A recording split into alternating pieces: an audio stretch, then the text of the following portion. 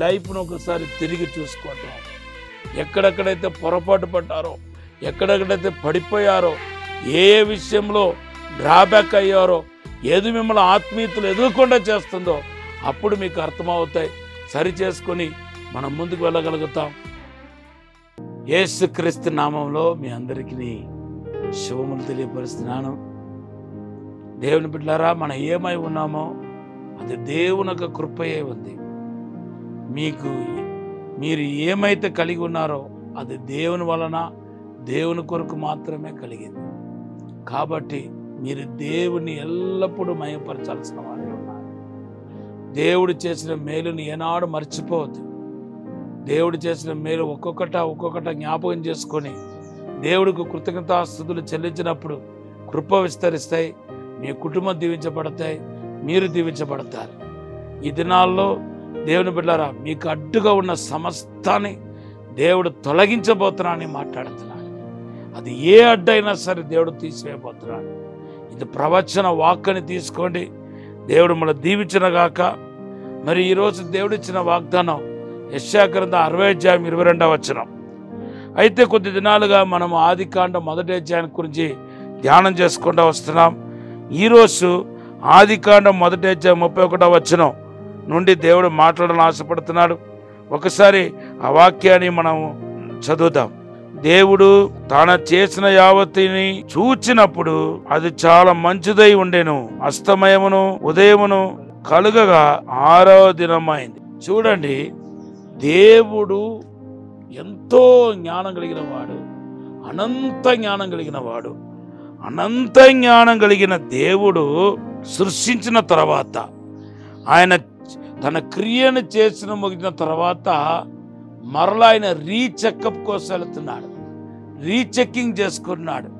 తను చేసిందన్నీ ఒకసారి మరలా జ్ఞాపకం చేసుకొని, మొదటి రోజు ఏం చేస్తాం, రెండో రోజులు ఏం చేస్తాం, మూడో రోజు ఏం చేస్తాం, ఇలా ఒక్కొక్కట చెక్ చేసుకుంటూ వచ్చి తర్వాత ఒక కన్క్లూజన్కి వస్తున్నారు. దేవుడు సమస్తము పర్ఫెక్ట్గా ఉంది, మంచిదిగా ఉంది అన్నట్టుగా.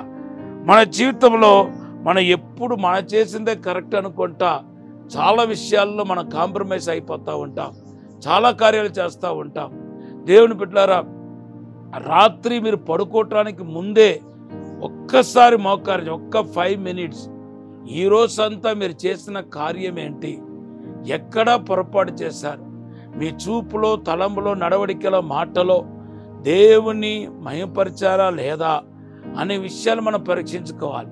నాలాంటి పరిస్థితులు లేదు, నాలాంటి గొప్పవాడు లేడు, నేను చేసిందంతా కరెక్టే, ఎదుట మనిషికి చేసేది కరెక్ట్ కాదు, నేను చేసేదన్నీ పర్ఫెక్ట్గా ఉంటాయి, నాలాంటి మంచితనం కలిగిన వాళ్ళు ఎవరు లేరు, నాకు ఎప్పుడో ఎక్స్పీరియన్స్ ఉన్నాయి, నేను ఎంతో పెద్దవాడిని అనుకుంటా ఉంటే ఎప్పుడుకు మన జీవితం పరివర్తన చెందదు, పరిపక్వం అవదు. దేవుని యొక్క పోలికలోనికి, దేవుని యొక్క రూపంలోనికి మనం మార్చబడలేమనేది ముమ్మాటికి వాస్తవం. చూడండి, దేవుడు మనకు మాదిరిగా ఏమో ఇది చేస్తాడేమో, దేవుడు ఏం పొరపాటు చేస్తాడండి చెప్పండి. దేవుడు అసలు పరీక్షించటం ఏంటి, మరలా ఆయన చేసిన కార్యాలన్నింటినీ మరలా ఒకసారి పరీక్షించుకొని చూసుకోవటం ఏంటి? దేవుని బిడ్డలారా, మనం నేర్చుకోవాలనే ఉద్దేశంతోనే దేవుడు ఆ పని చేస్తాడేమో అని నేను అనుకుంటున్నాను. మనము నీతిమంతులము, నిజాయితీ పరులము అని స్వనీతి పైన ఆధారపడితే కనుక దేవుని బిడ్డలారా, ఇటువంటి పరిశోధన కానీ, రీచెక్ కానీ, లేకపోతే రీకలెక్ట్ కానీ మన జీవితంలో జరగదు. ఏదో సంవత్సరానికి ఒక్కసారి కాదు, 3 నెలలకు ఒక్కసారి కాదు, డైలీ బేసిస్ మీద మనం కొద్దిసేపు దేవుని సన్నిధిలో కూర్చొని మనము మన యొక్క ప్రవక్తను గురించిన మన యొక్క నడవడిక గురించిన కార్యాలన్నింటినీ మనం ఆత్మ పరిశోధన చేసుకున్నప్పుడే దీవించబడతాం. ఒక్క చిన్న పశ్చాత్తాపం, మన తప్పును సరి చేసుకోవటం ఎంత గొప్ప ఆశీర్వాదం తీసుకొస్తే తెలుసా అండి?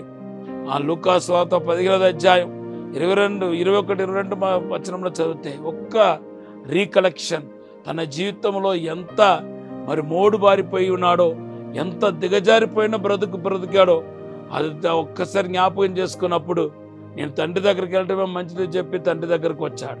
తండ్రి క్షమించాడు, ఆయన పోగొట్టుకున్న వాటన్నిటిని తిరిగి పొందుకున్నాడు, నష్టపోయిన వాటన్నిటిని తిరిగి పొందుకున్నాడు.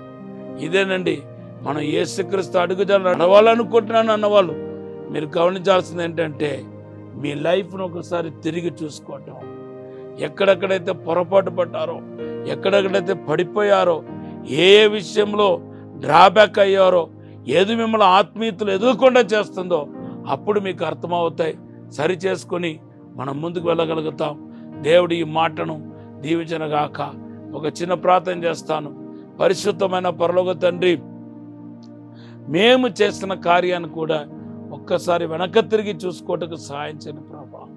ఈరోజే కాదు, మా లైఫ్లో ఎప్పుడెప్పుడైతే నేను సన్నిధికి వస్తున్నామో ఒక్కసారి ఆత్మ పరిశోధన చేసుకొని ముందుకు వెళ్ళాలన్న సహాయం చేయమని అడుగుతున్నాను ప్రభా. పరిశుద్ధాత్మ మహిమతో నింపండి, అభిషేకముతో నింపండి, 2 పాల ఆత్మతో నింపండి, 200 అభిషేకముతో నింపండి ప్రభా. దైవిక ప్రసన్నంతో ఒప్పింపచేసే ఆత్మతో నింపమని తాకుమని యేసు నామములో అడిగి వేడుకుంటున్నాము తండ్రి. ఆమేన్. యోవాను సువార్త 14:27 వాగ్దానం. Have a blessed day.